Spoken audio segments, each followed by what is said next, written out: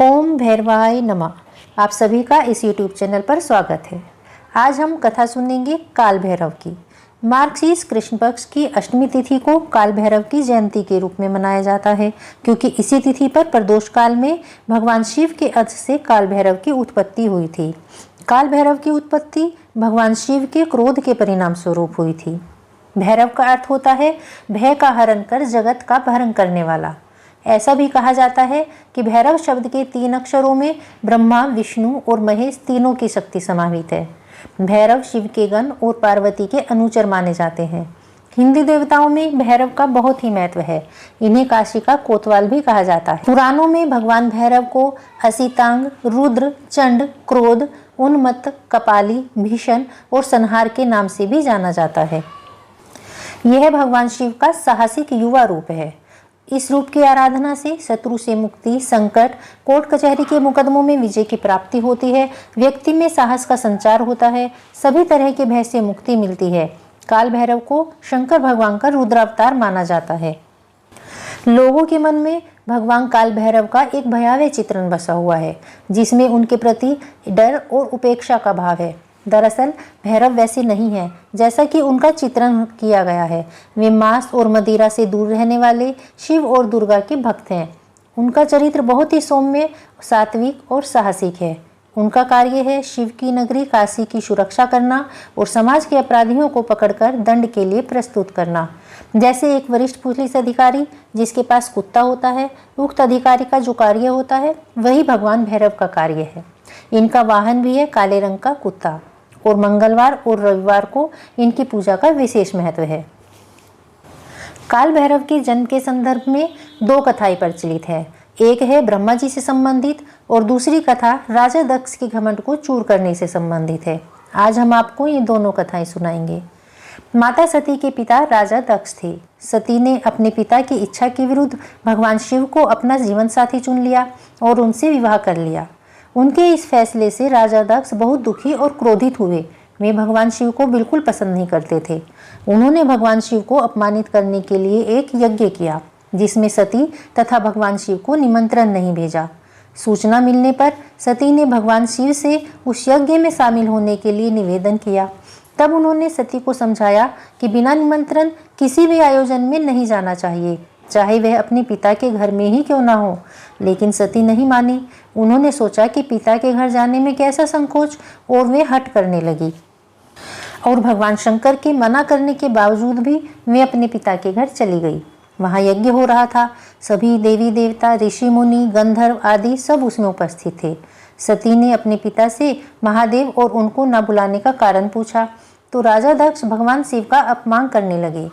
उस अपमान से आहत सती ने यज्ञ के हवन कुंड के अग्नि में आत्मदाह कर लिया।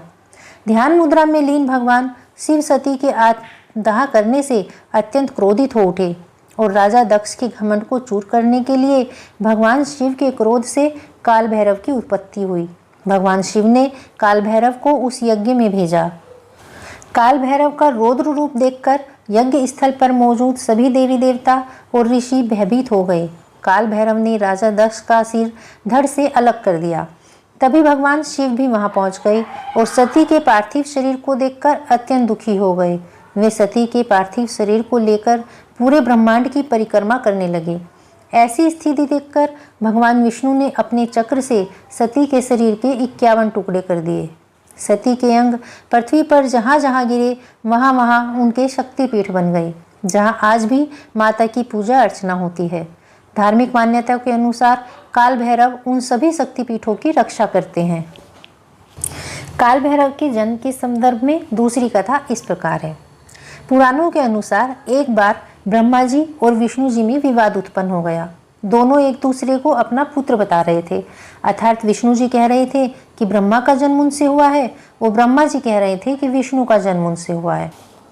इसी बात को लेकर दोनों के बीच विवाद अत्यंत बढ़ गया। तभी उन दोनों के मध्य एक अग्नि स्तंभ प्रकट हुआ, जिसने उन दोनों से कहा कि आप दोनों में से जो भी इस अग्नि स्तंभ का ओर या छोर पता लगा लेगा वही बड़ा होगा और वही सर्वत्र पूज्य होगा। ब्रह्मा जी ने एक हंस का रूप धारण किया और विष्णु जी ने एक वराह का रूप धारण किया। ब्रह्मा ने ऊपर की ओर और विष्णु जी ने नीचे की ओर प्रस्थान किया। एक समय आने के बाद श्री हरि विष्णु ने यह मान लिया कि इस अग्नि स्तंभ का कोई अंत नहीं है, परंतु ब्रह्मदेव किसी भी कीमत पर अपनी पराजय मानने को तैयार ही नहीं थे। कुछ ऊपर पहुंचने पर उन्हें वहां एक केतकी का पुष्प मिला। उन्होंने उससे कहा, यदि तुम मेरा समर्थन करो और मेरी हाँ में हाँ मिलाओ तो मैं तुम्हें सबसे महत्वपूर्ण पुष्प की उपाधि प्रदान करूंगा। केतकी ने ब्रह्मा जी की ये बात स्वीकार कर ली और उस पुष्प को लेकर ब्रह्मदेव वापस नीचे आ गए। जब उस अग्नि स्तंभ ने उनसे पूछा कि क्या आप दोनों में से किसी को मेरा ओर या छोर मिला, तो इस पर नारायण ने तो मना कर दिया, परंतु ब्रह्मदेव ने कहा कि हाँ मुझे मिला है और सत्यापन के लिए केतकी के पुष्प को प्रस्तुत कर दिया। केतकी के पुष्प ने भी ब्रह्मदेव का समर्थन किया। तभी उस अग्नि स्तंभ ने एक पुरुष की आकृति ग्रहण की और प्रकट हुए महाकाल महारुद्र भगवान शिव। उन्होंने ब्रह्मदेव से कहा कि आप असत्य बोल रहे हैं और ब्रह्मा जी को असत्य भाषण के लिए कभी भी ना पूजे जाने का श्राप दिया और केतकी के असत्य भाषण के लिए उसे अपनी पूजा में प्रयोग में लाए जाने से निषेध कर दिया। तब ब्रह्मदेव ने क्रोधित होकर भगवान रुद्र को अपशब्द कहने आरंभ कर दिए और स्वयं को सबसे बड़ा बताने लगे। उस समय ब्रह्मदेव पंचमुखी हुआ करते थे। तब भगवान शिव को आभास हुआ कि ब्रह्मदेव में अहंकार व्याप्त हो गया है और सृष्टि की रचना में यदि सृष्टि की रचना से पूर्व ही अहंकार व्याप्त हो गया तो ऐसे में ही संपूर्ण सृष्टि अहंकार के भाव से ग्रसित हो जाएगी। इसलिए उन्होंने अहंकार रूपी ब्रह्मदेव के उस 5वें सर को काटने का निर्णय लिया, परंतु इसमें भी एक समस्या थी। भगवान शिव इस बात को जानते थे कि यदि उन्होंने ब्रह्मदेव का सर काटा तो उन्हें ब्रह्म हत्या का दोष लगेगा और यदि उन्हें ब्रह्म हत्या का दोष लगा तो वे उसमें उलझ करके त्रिमूर्ति से अलग हो जाएंगे और इससे संसार में असंतुलन व्याप्त हो जाएगा। इसी कारण सर्वसमर्थ भगवान रुद्र ने अपने ही अंश से एक ऐसे विकराल गण को उत्पन्न किया जो कृष्ण वर्ण के थे, अस्थियों के आभूषणों से सुशोभित थे।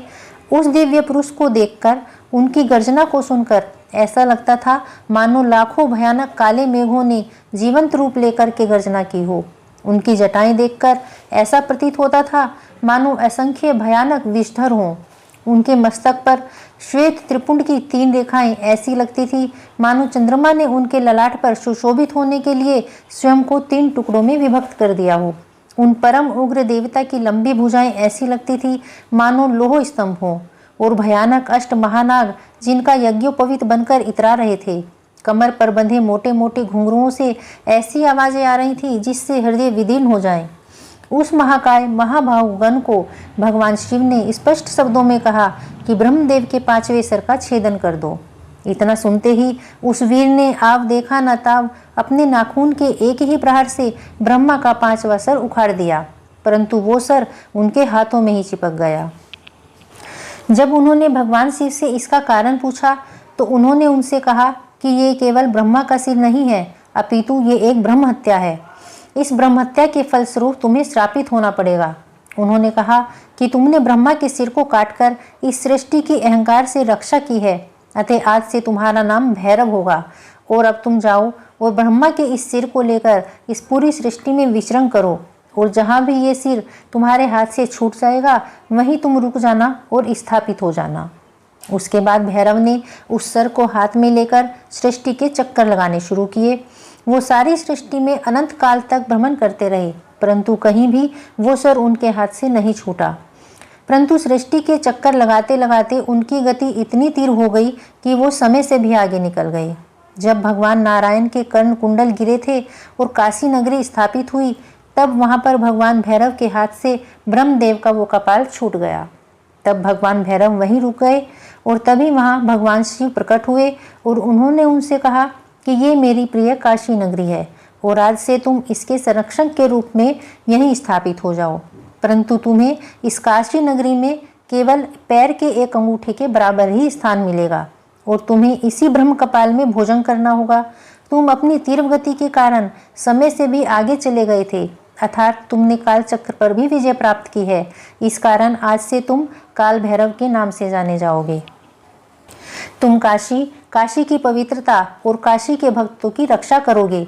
ध्यान रहे, काशी में मरने वाले को यम स्पर्श न कर पाए। तब बाबा काल भैरव ने महादेव से पूछा कि इससे तो पापी कर्म के दंड से निर्भीक हो जाएंगे। तो उन्होंने कहा कि यहाँ मृत्यु प्राप्त करने वालों को यमराज दंड नहीं दे पाएंगे, परंतु तुम उन्हें दंड अवश्य दोगे।